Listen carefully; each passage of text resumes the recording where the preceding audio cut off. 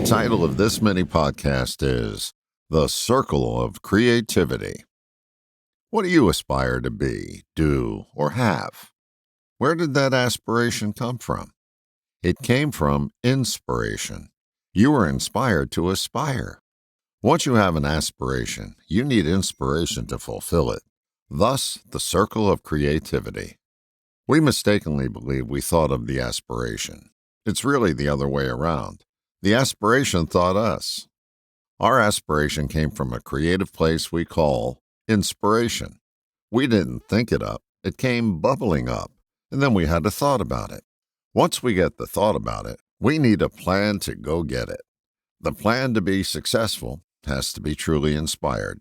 That means we have to go back to our creative source. If we could think our way to aspiration, everyone would have already aspired.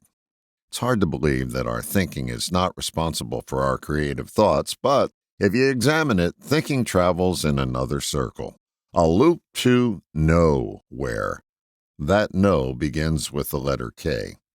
When we think we know, we delay our ability to inspire our aspiration. We think we're going to think our way to a solution. It's always a detour.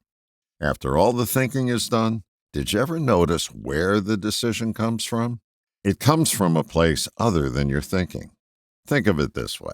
A drop of aspiration comes from a giant reservoir known as inspiration. We seal this drop in a confined space of thinking where it swims in circles. It can't go anywhere.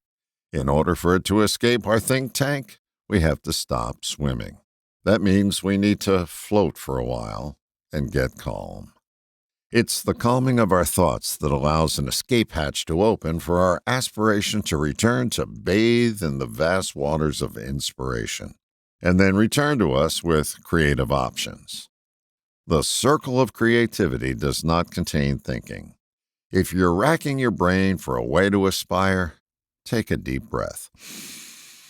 Exhale slowly, and let your thinking calm down.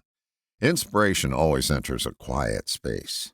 To allow our aspiration the inspiration it needs, the first step of a successful action plan is to put your thinking in the circular file. All the best, John.